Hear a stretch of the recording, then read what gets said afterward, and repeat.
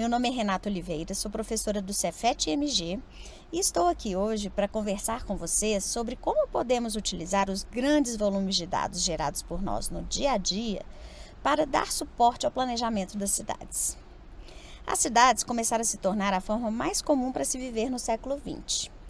Estima-se que em 2050 teremos mais de 9 bilhões de pessoas no mundo e que cerca de 2/3 dessa população viverá em cidades. Segundo a União Europeia, Smart Cities são sistemas de pessoas interagindo e usando energia, materiais, serviços e financiamento. O objetivo é catalisar o desenvolvimento econômico e a melhoria da qualidade de vida. Dados já podem ser analisados em tempo real, tornando decisões mais eficientes e rápidas. Essa dinâmica tem mudado não só a forma com que os governos e as empresas tomam as decisões, mas também a forma como nos relacionamos. Ainda temos uma enorme quantidade de dados para os quais não temos capacidade analítica. Somos afetados por toda essa coleta de dados, sem que consigamos perceber. Desde o uso mercadológico para decisão que suporte o processo de compra dos clientes, até a expedição de produtos para centros de distribuição mais próximos do consumidor, quando a probabilidade de compra é alta. Cidades inteligentes não são necessariamente aquelas que fazem grande uso de dados e que têm um processo digitalizados para sua gestão. Cidades inteligentes são aquelas que conseguem, a partir da utilização da tecnologia e dos dados gerados no nosso dia a dia, fazer com que as demandas urbanas sociais sejam atendidas e de forma equitativa.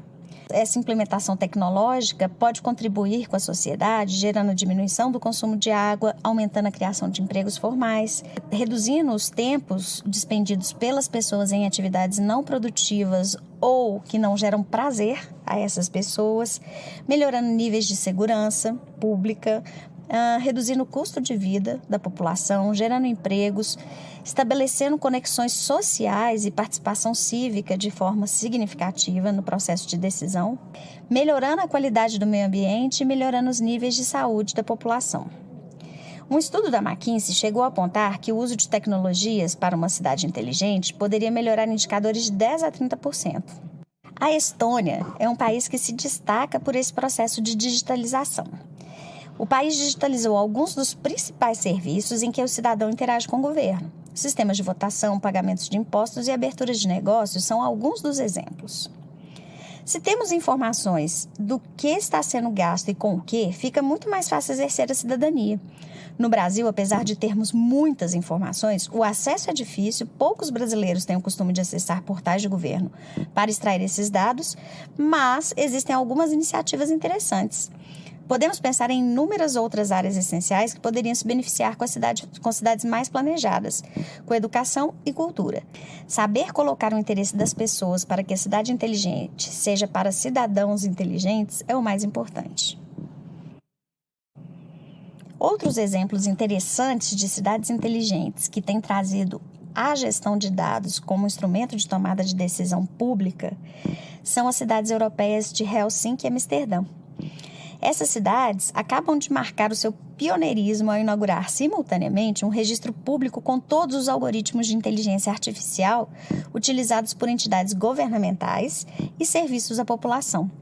Com isso, os cidadãos terão acesso a uma biblioteca permanente e atualizada, explicando como tais tecnologias estão sendo utilizadas nos municípios. A Holanda e a Finlândia são os países mais preparados para implementar os recursos de inteligência artificial em serviços públicos. Vale lembrar que, ao longo dos últimos anos, algoritmos falhos, ineficazes ou preconceituosos resultaram em polêmicas globais. Digitalização, tecnologia e implementação de sistemas inteligentes é um processo inevitável. Essa é uma área em franca expansão.